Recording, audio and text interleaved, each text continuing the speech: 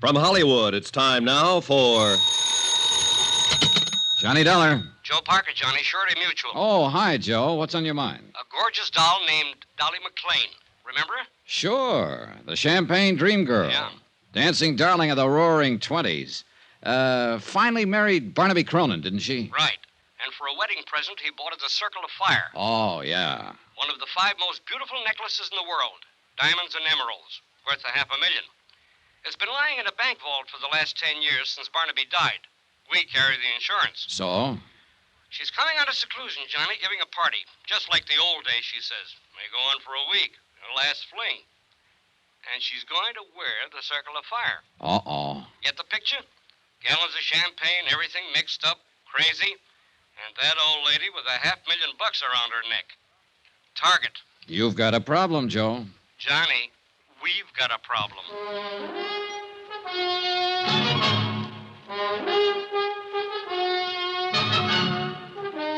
Tonight and every weekday night, Bob Bailey in the transcribed adventures of the man with the action-packed expense account, America's fabulous freelance insurance investigator. Yours truly, Johnny Dollar.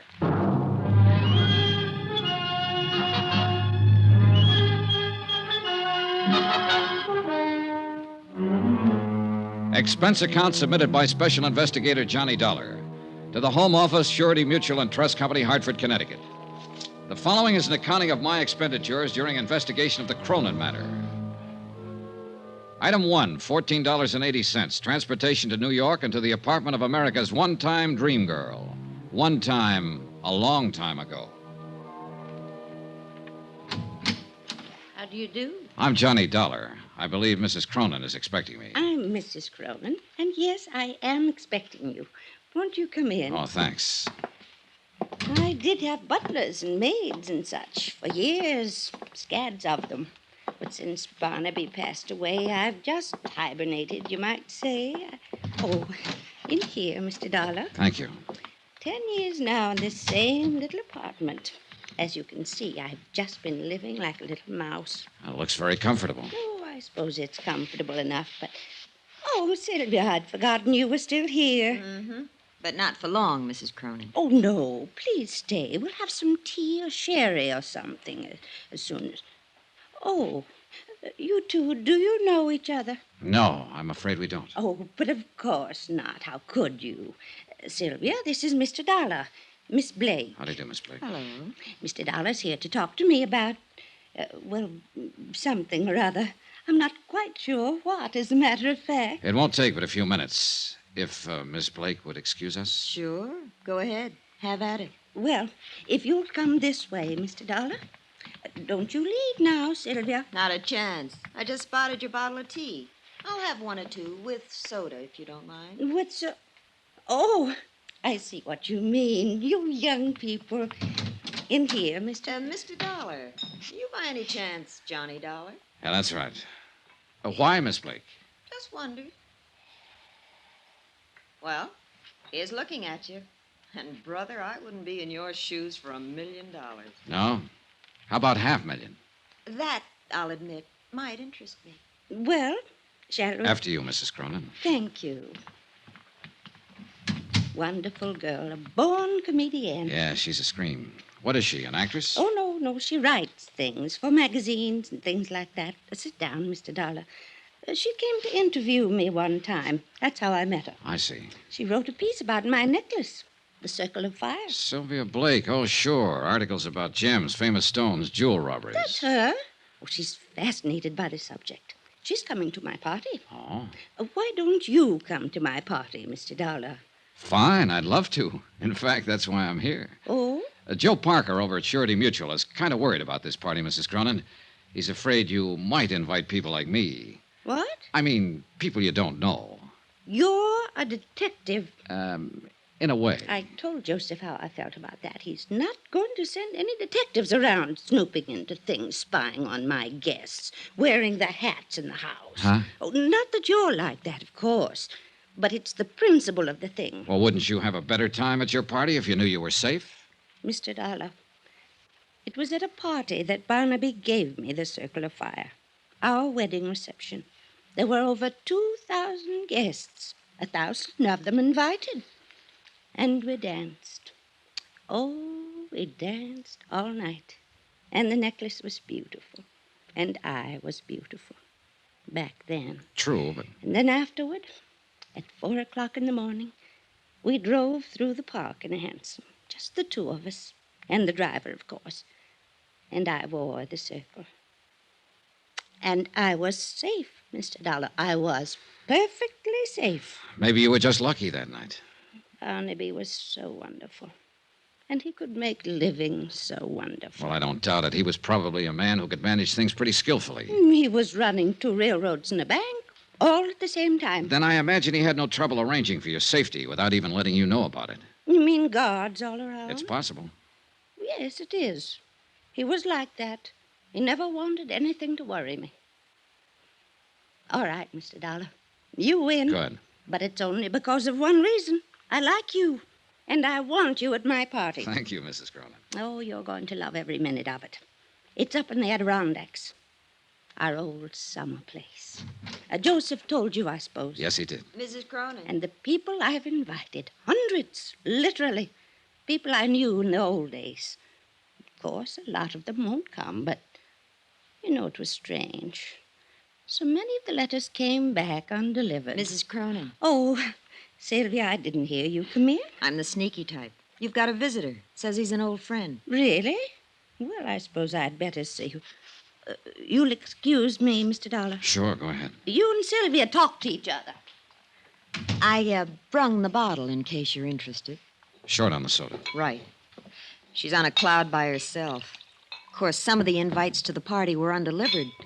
Those beautiful people had a habit of dying young. Say when. When? Who's the visitor? I'll guess with you. Looks like an overgrown leprechaun. Said his name was Shorty Weber. Shorty Weber. You know him? I know of him, an old-time song and dance man, among other things. She probably worked in a show with him back in those dear dead days. Anyway, he's got an invite clutched in his sweaty little palm. Another freeloader, I suppose. Aren't we all? I am, yes. Not you, though. You're working your way. Isn't that what you're doing, one way or another? Meaning? A magazine article, just in case. Written right on the spot. Attempted theft of the Circle of Fire. Clever jewel Why thief. do you say attempted? I'm working my way, remember? Sure, I remember. But it won't be attempted, Johnny. Somebody's going to get that necklace before the weekend is over. I'll bet on it. Would you care to name any names? Pick a name off the guest list. Any name. Suppose I pick Sylvia Blake. You're the detective. You've dug up and written up every big-time jewel theft over the last 50 years. You're bugged on the subject. Obsessed with beautiful gems. Fits my personality. I'm rather beautiful, too, in a brittle and glittering sort of way. Don't you think so, Johnny? I think you work pretty hard at that tough act. Maybe. And I think you'd give your right arm to own that necklace. Going after that would really be going for the big one. Going for broke. And somebody will do it, Johnny. Wait and see. She left a few minutes later with the bottle under her arm and a chip on her shoulder. With the girl gone and the scotch gone, there seemed to be no point in me hanging around any longer. So I went looking for Mrs. Cronin to say goodbye. I didn't find her, but I did find her caller, Shorty Weber. He didn't hear me come into the room. He was too busy. He was hunched over Mrs. Cronin's writing desk, going through her mail. You won't find it there, Shorty. Who's that? Hold it, Shorty. Don't try to reach for it. I wasn't gonna. Honest, I wasn't. Turn around. Put your hands up against the wall. You got me all wrong. I wasn't gonna relax. do that. I was just 38, coming. stub barrel, clip holster. Nice gun. Belongs to a friend of mine. Bad business, Shorty. An ex-con packing a gun. Oh, I guess you're Johnny Dollar. She said you was here. And I know what you're thinking, Mr. Dollar, but you're wrong. Why, Dolly, Mrs. Cronin, she's an old friend of mine. I tried to get her to marry me once, over 30 years ago. A lot can happen in 30 years. Does she know you've served time in prison? Yeah. She thinks I was on tour, Europe and Australia. She never reads a paper or hears anything. Don't tell her, Mr. Dollar. Please don't. You know, it's quite a coincidence, Shorty. It was Jules that time. A big affair in New Orleans. And you were hired as an entertainer. A diamond bracelet, wasn't it? And you were caught cold. It's the only time in my life I ever done anything like that. And I wouldn't again. Not, especially not to her. Why, I'm planning to look out for it at this party. That's why I bought the gun. And is that why you were going through her mail there? Yeah, I wanted to see who was coming. I learned things while I was doing time. I know how the word gets around in a big deal like this. There's a lot of wrong guys in this world. No argument, Shorty. Yeah, well, you met her. You know how she is. She's a babe in the woods on something like this. Should my ears be burning, or is it some other babe you mean? Not for me, Dolly. You're the only babe I ever could see. Oh, Shorty, you never give up. Oh, do you two know each other? Not exactly, but we found we had a mutual friend. A certain state prison warden. Oh, how nice. Shorty's always doing benefits at those places. Dolly. Yeah, that was it. He did a benefit there. Oh, well, I'll bet you went over big. Well, you know. You're too modest, Shorty. Why, they loved him, Mrs. Cronin. Hated to let him leave. Yeah. Well, speaking of leaving, I got a shove now. Don't take any wooden nickels. It was crazy and corny and sad. The whole idea. I guess the sadness of it hit me when I was saying goodbye to Mrs. Cronin at the door. The gaiety slipped for a moment, and suddenly she was old and tired. And at the same time, she was a scared little girl. And then she said something strange, and the shivers ran up my back. Do you believe in premonitions, Johnny? Well, I have a hunch now and then. Well, whatever it is, it's the reason I'm doing this. Having this party. One last fling, you might say, before it's too late. Oh, come now. You're still a young woman, Mrs. Cronin. No. I'm old, Johnny. I've been old for years. Since Barnaby died. We loved each other so, but that's not what I mean. I've had this premonition lately. What sort of a premonition? That something awful, something terrible is going to happen to me. Johnny Dollar. Mr. Dollar, this is Jason Prell. Jason I Prell. manage Mrs. Cronin's trust fund. Oh, sure. We haven't met, of course, and I know that I'm overstepping the ordinary bounds of propriety, but I simply have to talk to you immediately, if possible. Well, can't it wait until train time? You're going with us up to a party in the Adirondacks, aren't you? Yes, I am, but it'll be too late then to make very much difference. Well, maybe you could tell me the general idea of what you I want. understand Mrs. Cronin has authorized you to obtain the Circle of Fire from the bank and to keep it in your possession until she wears it at the party. Yeah, that's right. Don't do it. Leave the necklace where it is. Why? It's a long story, Mr. Dollar, and it goes a long way back. The whole thing is a lot more complicated than you realize. Well, I'm beginning to realize it. Just exactly what is it you're worried about? I'm worried about Mrs. Cronin's sanity.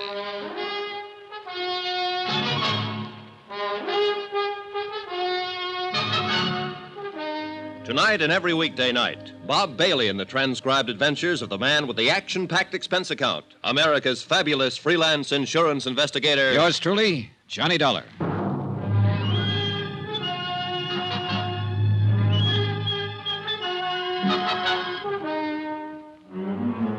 From Special Investigator Johnny Dollar, New York City, to the Home Office Surety Mutual and Trust Company, Hartford, Connecticut. Assignment, the Cronin matter. Expense account continued. Item 4, $1.80. Taxi to the offices of the Daily Times Courier for a look at the morgue files on Mrs. Cronin. The clipping started with the year 1916, when a bright-eyed, wide-eyed kid named Dolly McLean danced her way out of the chorus lines of a two-bit musical and straight into the limelight of Broadway. One hit show after another, hits just because she was in them. And parties, balls, social affairs. The Dancing Darling. A critic tagged her with a name in her first write-up, and the name stuck. So she danced away the mad, crazy years that followed World War I. And like everybody else, she lived it up. There were rumors of engagements, love affairs, the Baron this, Count that, one after another. Shorty Weber was mentioned a few times. And Jason Prell was in from the beginning, as a promoter, though, a business manager, not as a lover. Her friends were mentioned, hundreds of them. Then Barnaby Cronin came into the file. Boy wonder of the business world, the Golden Prince.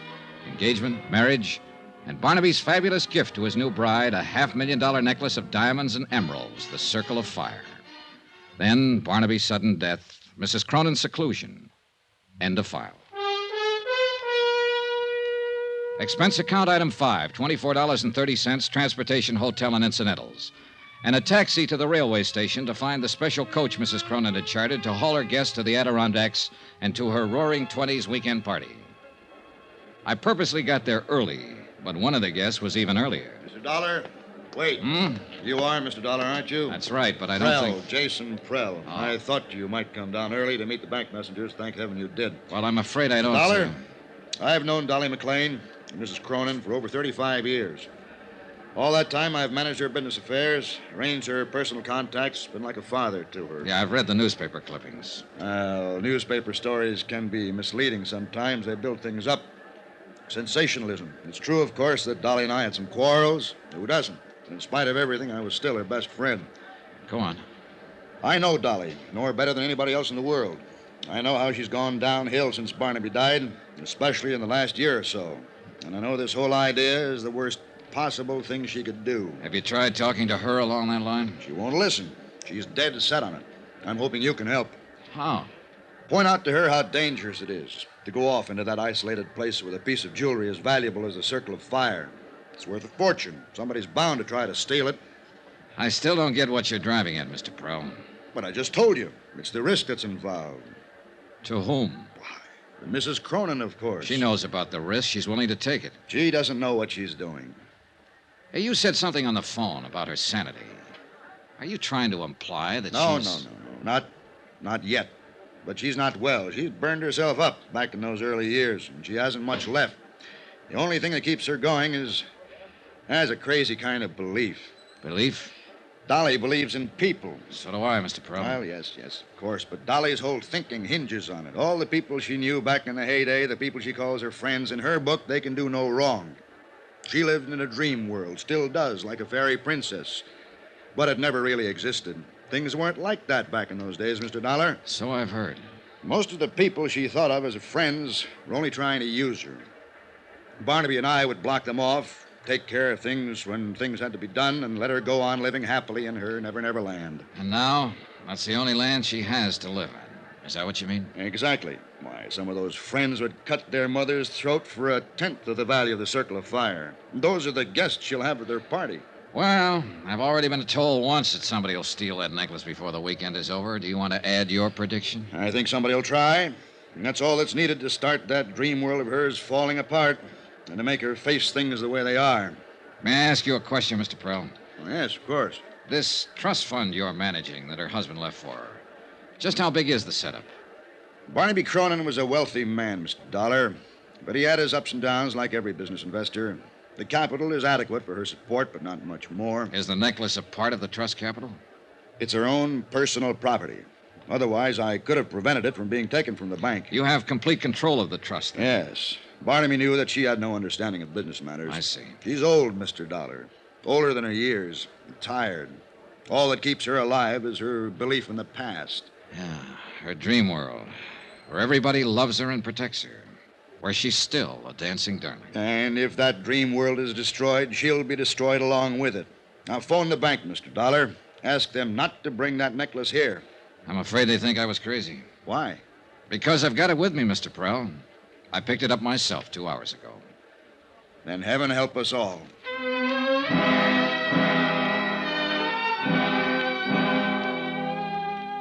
The convention coach Mrs. Cronin had chartered for the run to the Adirondacks was arranged with a long aisle of individual staterooms and a main lounge area at one end. It could accommodate 50 people, but when the train pulled out, there were only 6 of us in the coach. 6. Out of the hundreds of friends she'd had in the old days when she was in the big time and on top. And even out of the 6, 3 of us were new acquaintances, people who hadn't known her back when. I was there, of course, because I'd been hired to be there to protect her fabulous necklace. And Sylvia Blake, still playing it tough and cynical, was probably hoping for a magazine article, or hoping for something. But the third newcomer, there was the question mark. Oh, I think this whole thing is just too exciting for words. Don't you think it's too exciting for words? Well, I know who you are, of course. You're Mr. Johnny Dollar, and you're supposed to protect those fabulous jewels. And I'm Laura Dean, and I think we ought to call each other Laura and Johnny, because after all, it's a party, isn't it? Up till now, I was having doubts. You're, obviously not one of Mrs. Cronin's friends from the old days. Oh, no, I just met her back there at the station. You what? Well, I talked to her on the phone, of course. She sent an invitation to my aunt, who was a very dear friend of hers. Only they hadn't seen each other for years, and she didn't know my aunt had passed on over a year ago. So I phoned her and told Mrs. Cronin, I mean. And she said for me to come to the party, she'd like to meet me. And I wouldn't have missed it for anything. Yeah, well, Johnny, do you think they'll really have champagne in bathtubs like they used to back in her time? If they do, it'll get awful wet out. There are only 6 of us to drink it. Oh, gosh, I don't see how you can call 6 people a party. Well, the thing is, we'll all be in there trying hard. Now you're joking me. I'll bet you're fun at a party. Oh, wait till you see the act I do with the lampshade. Who did you say your aunt was? I don't think I said who. When do they start serving the champagne, Johnny? When they see the whites of your eyes. That's cute. I like that. Thanks. Now, about your aunt. Poor old soul. She'd have loved this, too. You ought to hear about some of the parties she and Mrs. Cronin used to go to. Yeah, I imagine. They used to go every place together back in those days. The newspapers called them the Siamese twins. The Siamese twins. That was just an expression. Fritzie Morrell. Is that what you're saying? That you're Fritzie Morrell's niece? Sure. Did you know her, Johnny? No, I never met her. Oh, you'd have liked her. She was a lot of fun. Loved a party. Gosh, I thought there'd be more people than this. She kept babbling on, and I listened to her and tried to figure her out. The chatter was smokescreen. Underneath it, she was cool, sharp, and shrewd. I didn't know what she was up to, nor why she was here. But I did know one thing. Fritzie Morrell had died about a year ago, true enough. But she'd left no surviving family and no niece. Laura Dean was a liar.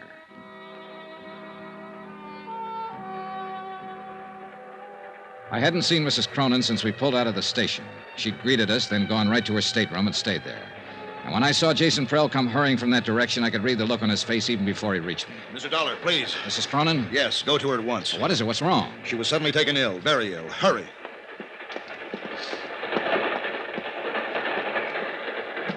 Mrs. Cronin. Come in.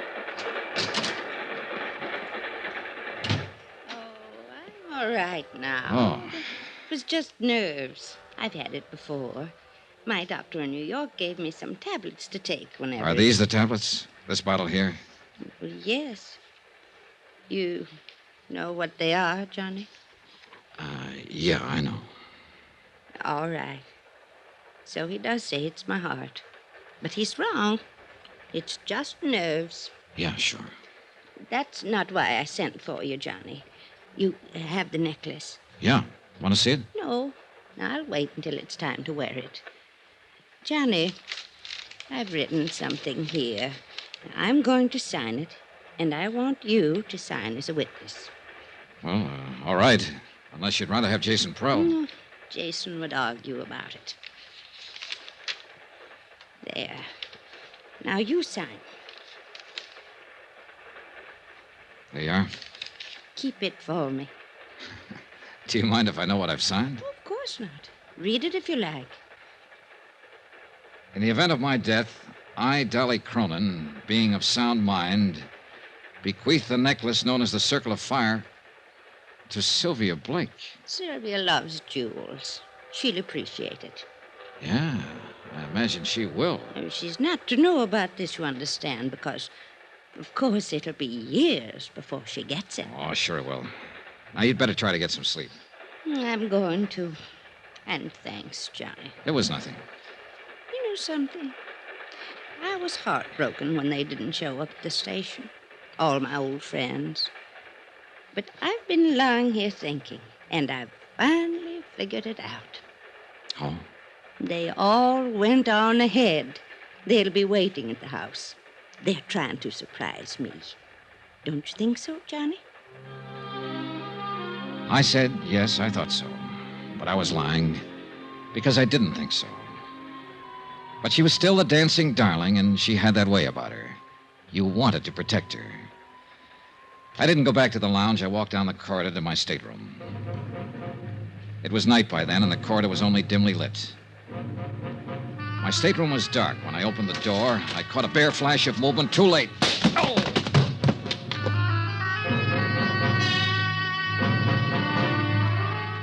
When I came to minutes later, I was lying on my stateroom floor, blood seeping from a cut in my head. I felt in my inside pocket for the bulky leather case that had held the necklace. It was gone. Johnny Dollar. Hello. Dollar? You're the Mrs. Dollar that's been trying to phone me? Is this Dr. Bigby? That's exactly who it is, and I'm very busy right Look, now. Dr. Bigby, I want you to come out here just as soon as possible. It's the old Cronin summer place, about 5 miles up the river from where... Oh, I know where it is, I know. What are you doing up there? The house has been closed for years. Mrs. Cronin opened it up for a party this weekend, but she was taken ill on the train coming up, and I want... Is Dolly out there? Yes, she's the one I want you to look at. So she's back. After all these years, she's come back. She had a prescription from her doctor in New York, but she's taken the last of it. It's apparently her heart. I'm sorry, Mr. Dollar. I'm very busy tonight. Oh, what? Much too busy, and then there's a storm coming up, and I have a patient someplace, I think. Now, wait a second. If you're a friend of Dolly's, Mrs. Cronin's, do one thing. Take her back to New York. Now. Tonight.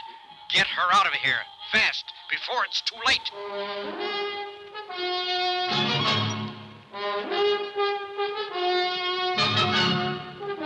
Tonight and every weekday night, Bob Bailey in the transcribed adventures of the man with the action-packed expense account, America's fabulous freelance insurance investigator. Yours truly, Johnny Dollar.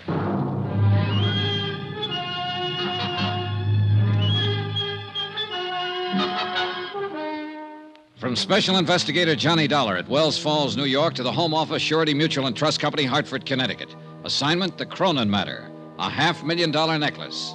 Expense account continued. Item 7, $5.40, taxi. I figured I'd find Dr. Bigby in one of the local pubs, but I covered them all in about 30 minutes. No sale. And unfortunately, Bigby was the only doctor in Wells Falls. Worse, the local druggist couldn't fill Mrs. Cronin's prescription. The nearest chance was Tupper Lake, 25 miles away. Back out at the Cronin place, I turned the taxi over to Jason Prell, Mrs. Cronin's business advisor, and he took off for Tupper Lake to look for the medicine.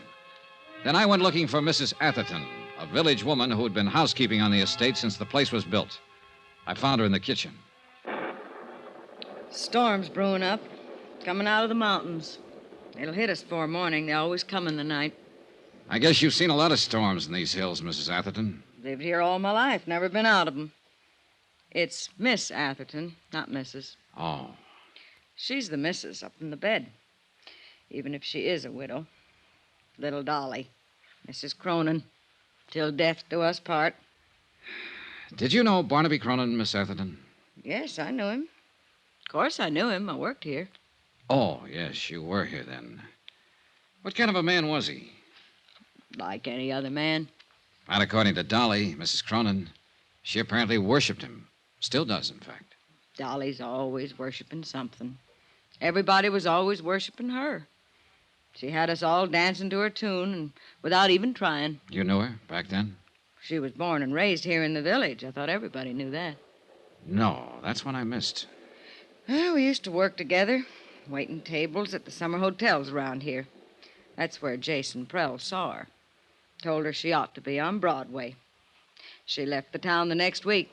Didn't come back again till after she and Barnaby was married. And she got him to spend a fortune to build this place for her. Well, I guess he had the fortune to spend. Oh, yes. She married well. Count on Dolly for that.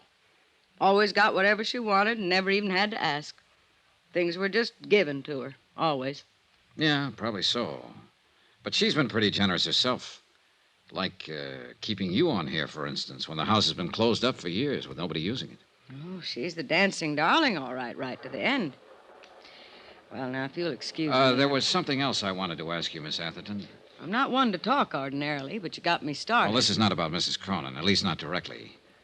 She was taken ill on the train. I don't think it's serious, but I wanted a doctor to look her over.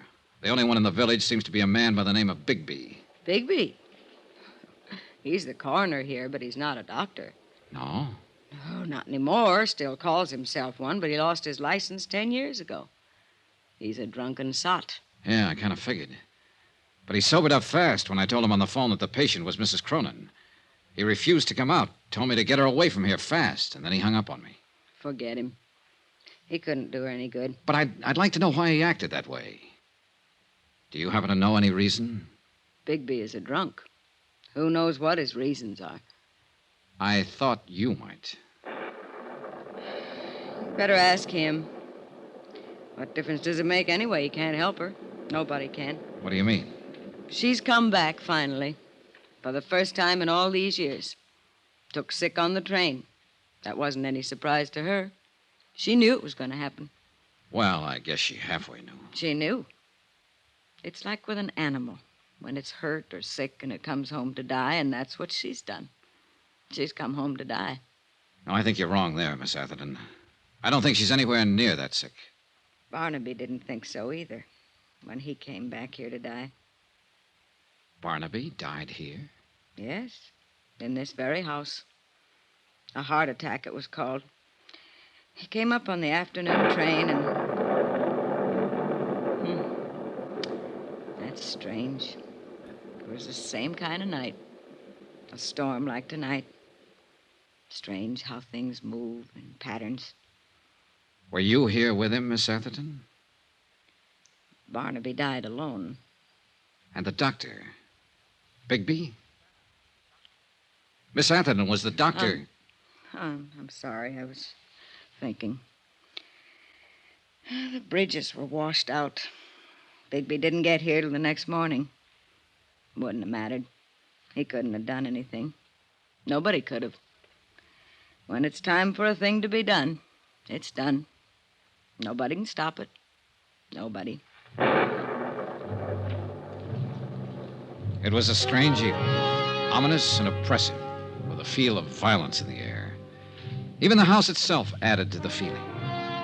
Furnished lavishly in a style 30 years forgotten, it seemed garish now, old and tired and lonesome. Like Mrs. Cronin herself, who'd planned a grand party for all her old friends, and instead lay ill and alone in the bedroom upstairs. The Queen gave a party, and nobody came. All dressed up, no place to go. Yeah, gloomy evening. Jason Prell came back from Tupper Lake with the medicine. Miss Atherton served a dinner of sorts, served it in silence, and we were left to our own devices. 5 guests in a mansion built for 100. Prell stayed pretty much to himself. Lovely Laura Dean, with that air of knowing innocence, inveigled Shorty Weber into teaching her some of his old dance routines.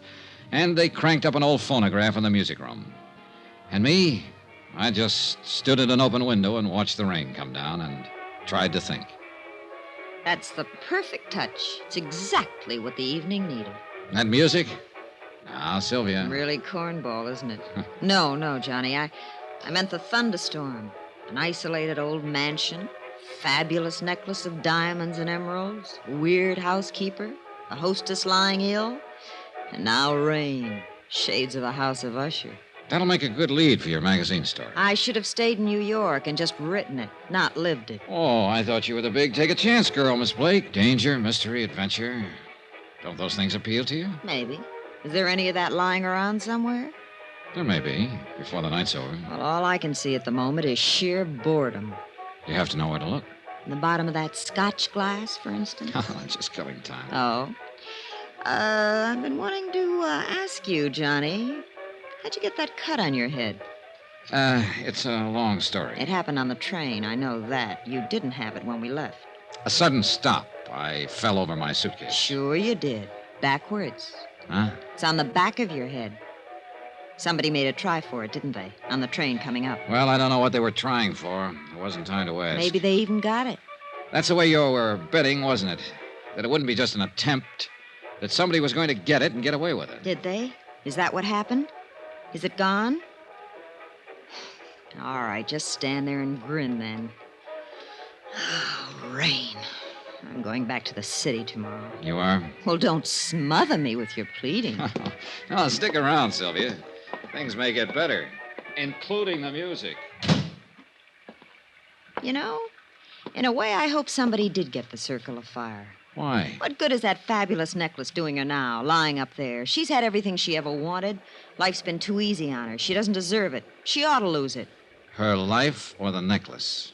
The necklace, of course. You know, for reasons I can't go into, I think you'll be sorry you said that someday. Sorry? Why? She's a woman who's had everything. You're a pretty predator, aren't you? Hurt and afraid. Am I? You feel something big may have passed you by, and you put up that tight, bright front for protection. But inside, you're tied in knots. And what is your recommendation, Doctor? A man, perhaps? That's the usual advice. Now, you said it. I didn't. Well, you're a man, Johnny. Why don't you smooch with me? It'd be a way of passing the evening, killing time. All right. What are you... Johnny, wait!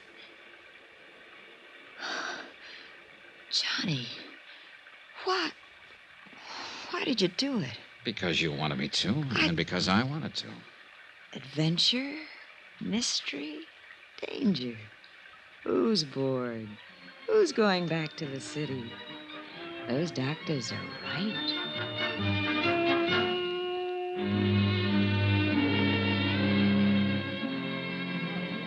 Mr. Dollar, could I talk to you for a minute? Why not, Shorty? What's on your mind? I don't know exactly why you called us all together in It here. was Mrs. Cronin's idea. She set it up with me earlier. Well, it ain't got nothing to do with what I want to say. You seen me in a bad light there yesterday at Dolly's apartment. Well, you found a gun in me. You know about my record. It made it look bad. I know it did. But so help me, Mr. Dollar, everything I told you was the gospel truth. Yeah. I'd break my arm before I'd do anything to harm Dolly in the least bit. You see, I've been in love with that woman for 35 years. Like to broke my heart when she married Barnaby. But I always knew I didn't have no chance right from the start. She was up there, big, somebody. Me, I was a nobody. But I'd still die for her any time. That's all, Mr. Dollar. I just wanted you to know. They were all there, gathered around the big dining table, watching me and waiting. Mrs. Cronin had asked me to arrange it. She said that was the main reason they'd come, and she didn't want to disappoint them. I told them that. And then I took the circle of fire from my pocket and laid it on the table. They all reacted in different ways. Laura Dean gave a gasp and her eyes opened wide. And Sylvia... Look at it. Just look at it. Sylvia Blake was fascinated, hypnotized. Yeah, you should have seen it on her back in the old days. It sparkled even twice as much. So that's what this is all about. It's only jewelry. I've seen it before. But there was one special reaction I was looking for, and I got it. Jason Prell's face went white. Who could imagine anything so beautiful? Mr. Prell, you seem surprised. I wasn't carrying the necklace in its case, the case you stole from me on the train. I was carrying it loose in my pocket. What did you do, throw the case off the train without even bothering to... It's running away! Prell! I went after him, but he'd already disappeared somewhere down the hall. He knew the layout of the house, and I didn't. I searched the different rooms quickly as I passed, but there was no sign of him. He couldn't have reached the floors above, but he might have gone down toward the game room and lower halls. I eased my gun from its holster and started slowly down the stairs. And at that moment, every light in the house went out. Johnny Dollar. Hello, Sheriff. I can't hear you for the storm. We were cut off before. Hello? Is that you, Sheriff? I said... Hello? You get cut off again, Mr. Dollar? Not this time, Shorty. Somebody cut the wire. The phone's dead. Then we got no way of getting White out, no way of getting help. No, not at the moment. And he's out there in the dark somewhere. He's got a gun and there's no telling what he may try and do. Shorty, get away from that window. Well, we know where he is now and what he intends, because he just made a try at it. What are you going to do about him? Only thing I can do, Shorty, go get him before he gets me.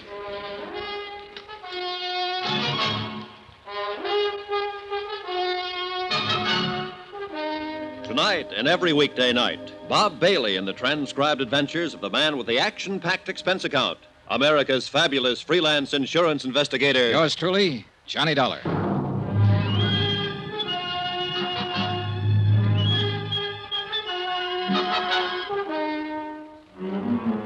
From Special Investigator Johnny Dollar at the Cronin Estate, Wells Falls, New York, to the Home Office, Surety Mutual and Trust Company, Hartford, Connecticut.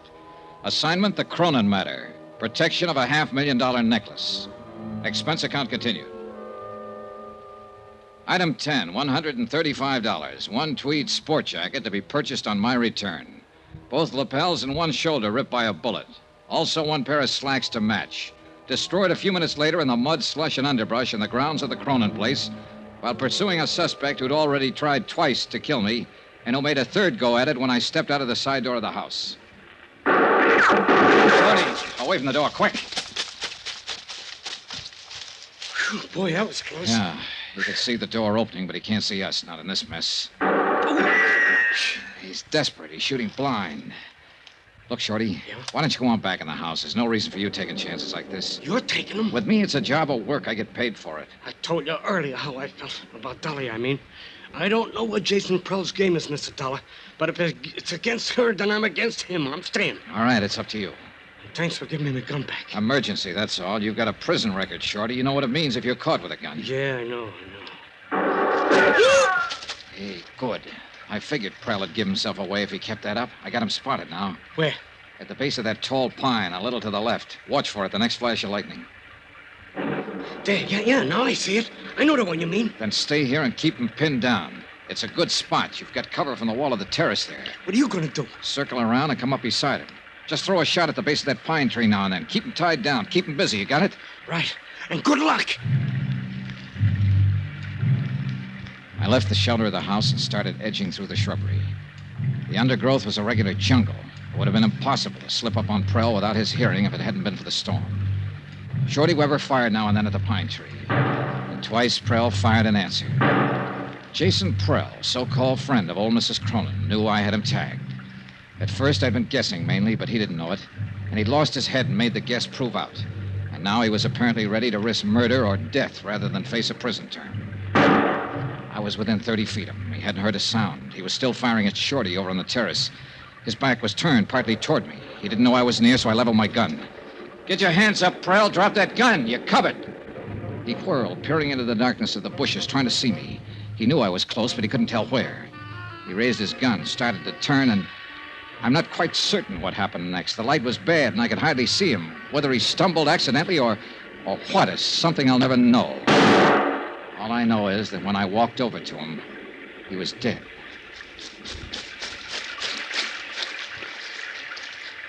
He was no good, Mr. Dollar.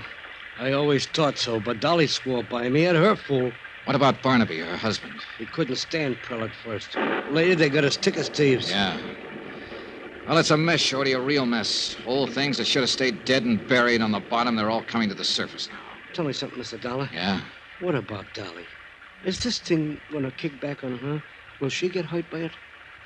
Yeah, Shorty, I'm afraid she will. Pretty badly.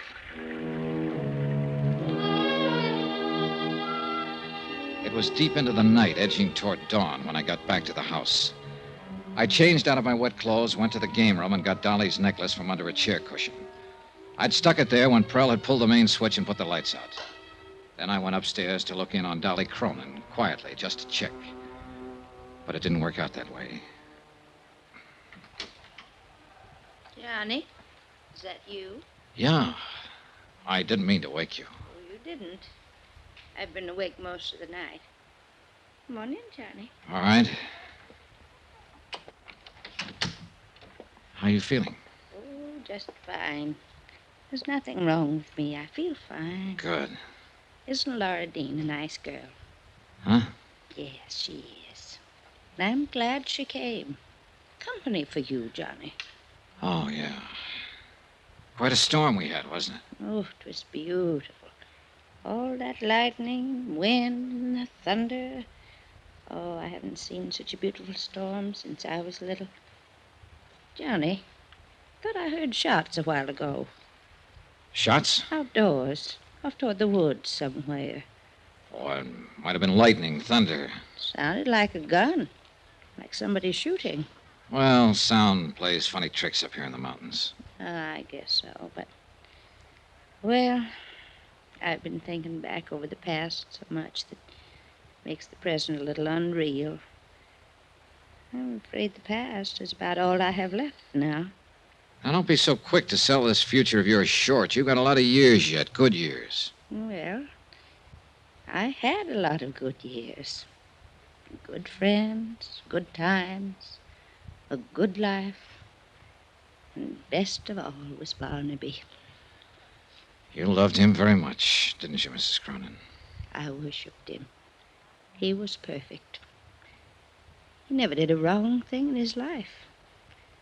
Now that he's gone, is the one fine memory I always cling to. Oh, if I didn't have that, well, I just couldn't go on.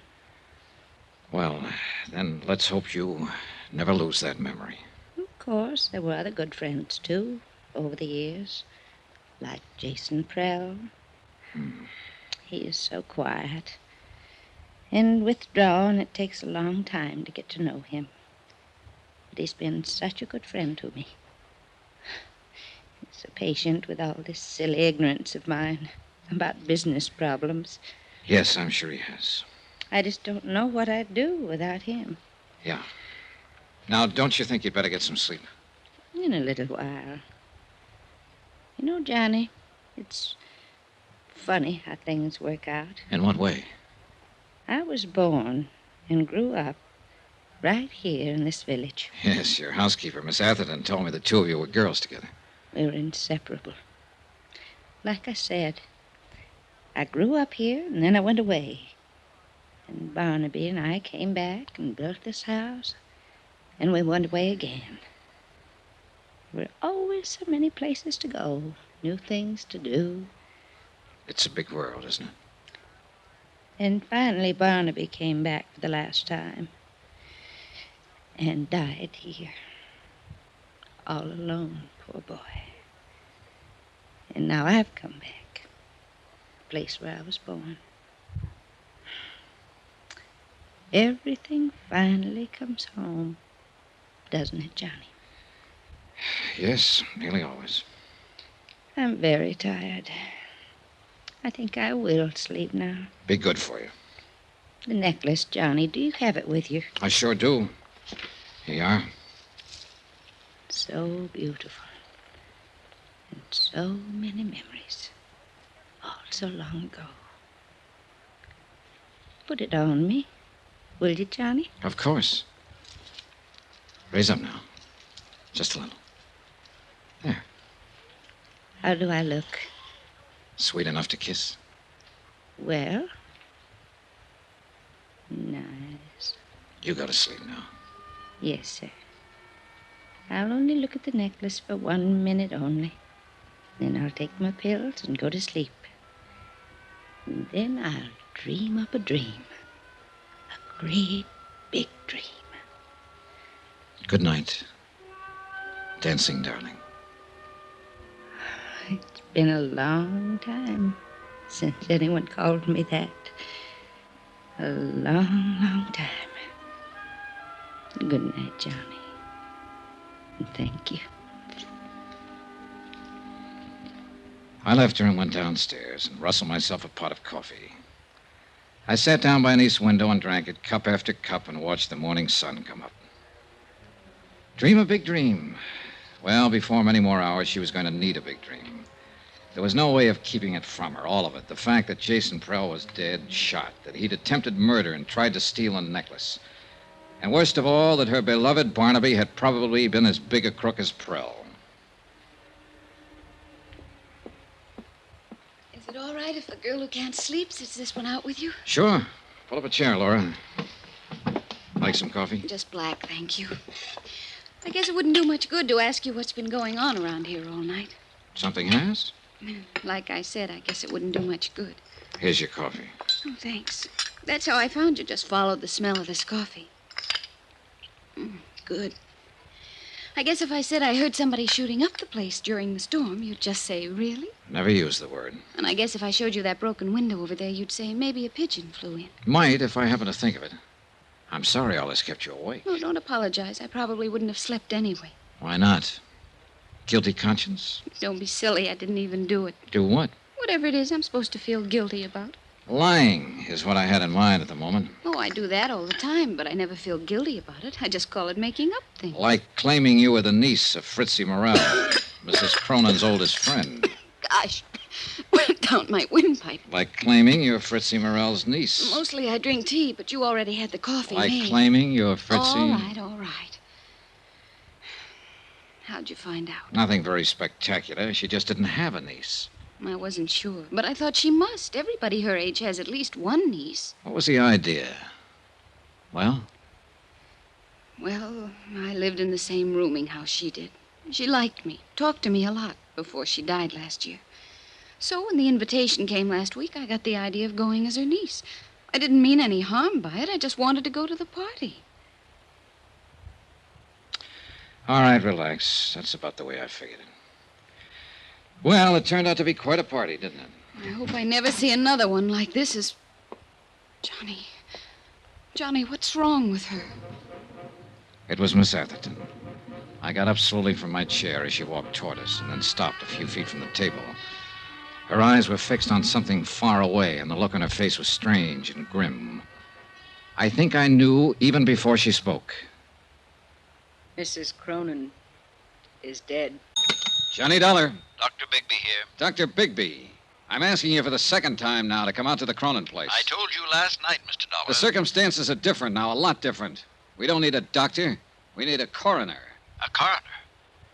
Where are you calling from? The operator told me the phone out there was out of order. It is. I'm at a forestry station a mile down the road. Jason Prell cut the wires last night before he was killed. Jason killed? Shot to death during the storm. So that's how he ended up. It took a long time, but everything finally comes home. Yes, Mrs. Cronin said the same thing an hour or so before she died. Dolly, too. Her heart, Mr. Dollar? In a way, maybe. The dancing darling. Finally at rest. She... What do you mean, in a way? Dr. Bigby, Mrs. Cronin was murdered.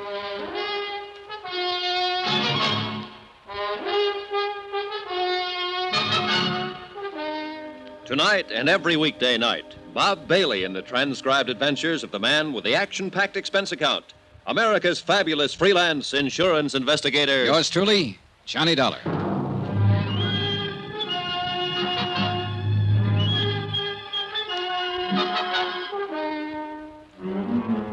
From Special Investigator Johnny Dollar at the Cronin Estate, Wells Falls, New York, to the Home Office, Surety Mutual and Trust Company, Hartford, Connecticut. Assignment, the Cronin matter. Expense account, final page. Item 13, 10 cents. A half pack of cigarettes I left with a farmer who gave me a lift back from the forestry station. The price of my own feelings at the moment would have been lower. About 8 cents lower, in fact. I brewed another pot of coffee and sat down to wait for Bigby. But this time I laced the coffee with brandy. The sun was up by then, clear of the horizon, bringing a bright new morning and a brand new day. The storm was long over, and the world sparkled and danced. But too much of the night was still with me, and the past still too much alive. And yet, maybe Dolly Cronin was better off.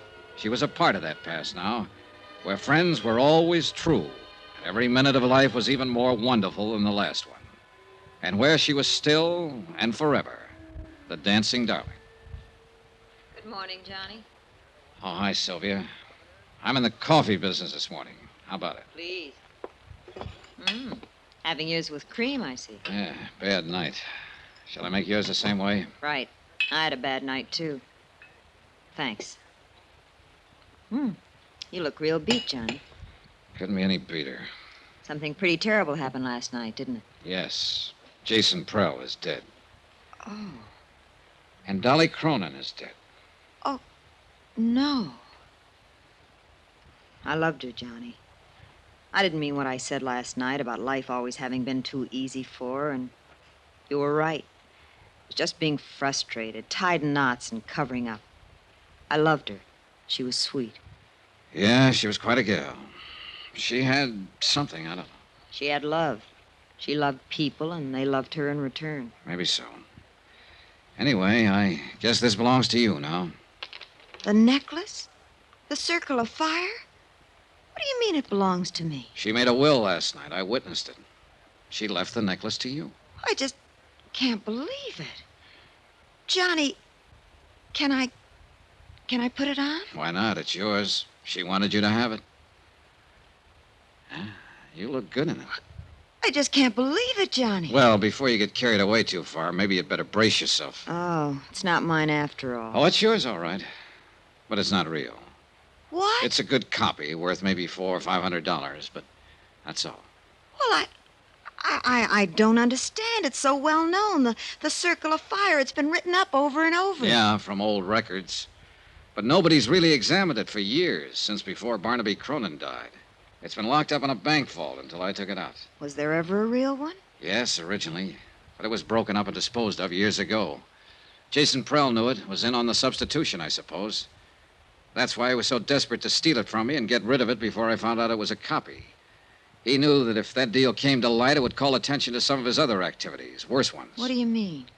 Prell had complete charge of Mrs. Cronin's estate. He told me it was worth practically nothing.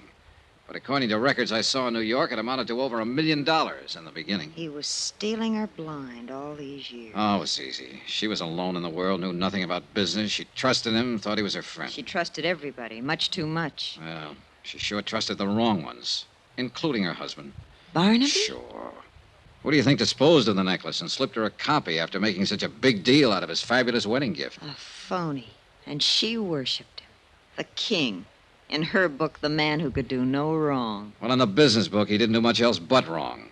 According to the records, most of his deals were pretty shady. Especially after he and Prell teamed up. Yes, Miss Atherton? Dr. Bigby is here to see you.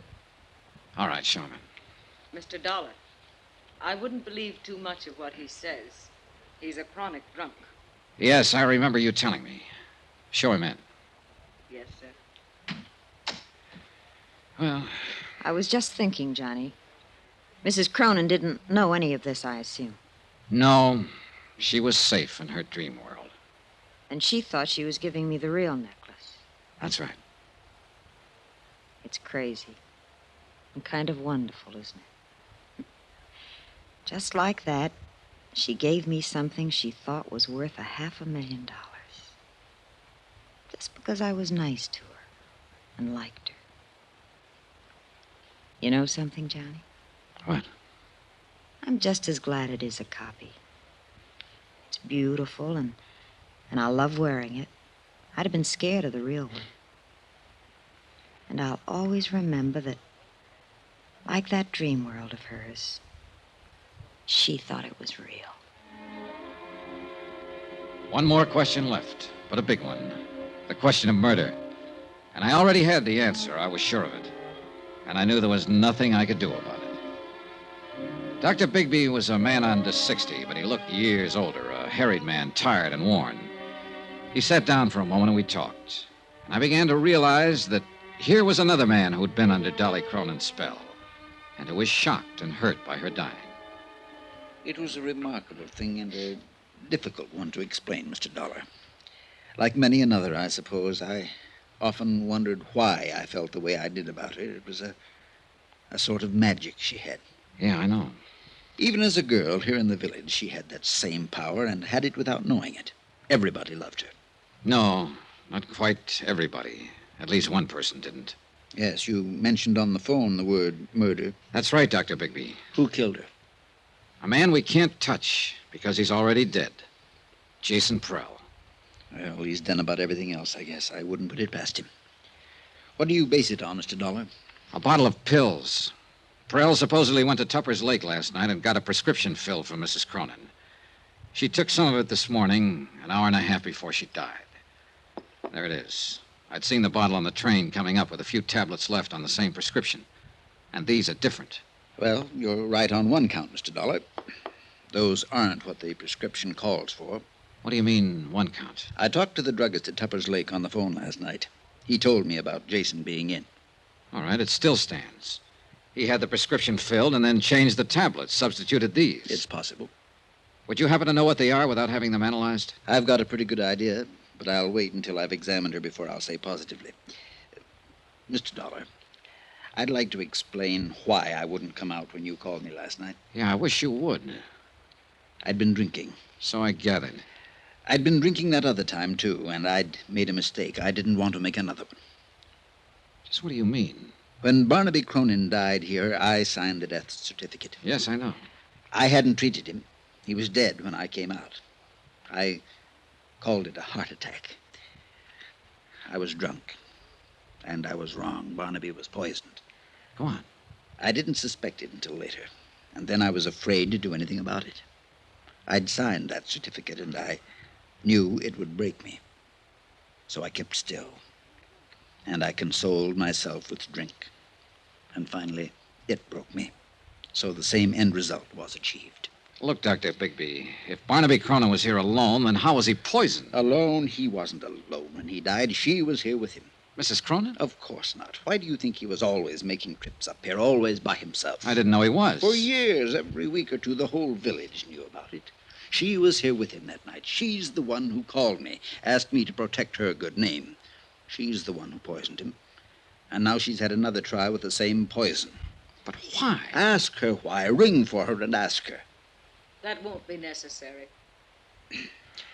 Well, I'll go on up and make my examination. Well, Miss Atherton, I'm asking, why? He was planning to break off our relation. He told me that night. She'd finally won. That silly little fool had finally won. But I didn't let her win. I killed him. You're confessing to murder, you know. It doesn't matter now. I've accomplished everything I meant to accomplish. So it was you who changed the tablets in her prescription bottle and substituted the poison. Of course. It was so easy. For once in my life, things were just as easy for me as they'd always been for her. Will you have the sheriff come out, Mr. Dollar? I'd like to make my confession.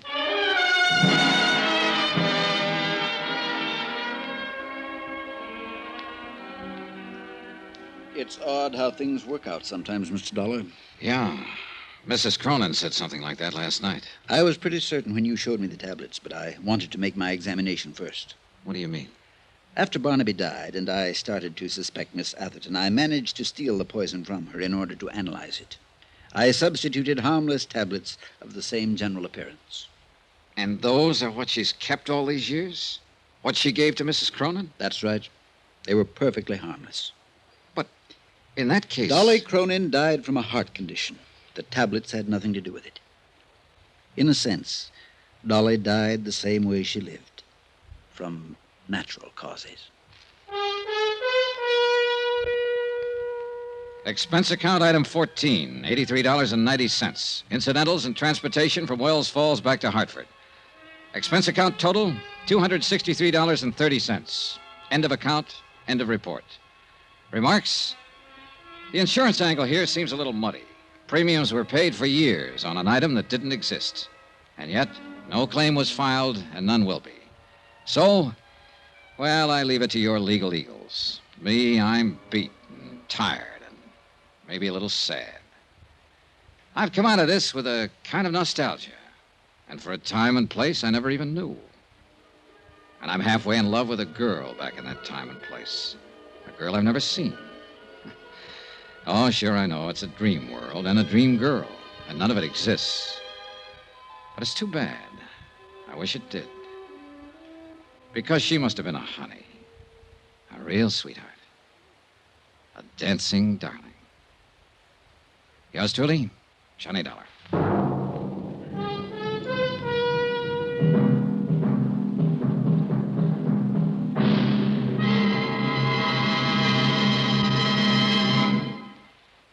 Remember, please, there'll be a new exciting story on Johnny Dollar beginning next Monday. Next week, the story of a man worth $50,000 who didn't have a cent to his name. Join us, won't you? Yours truly, Johnny Dollar.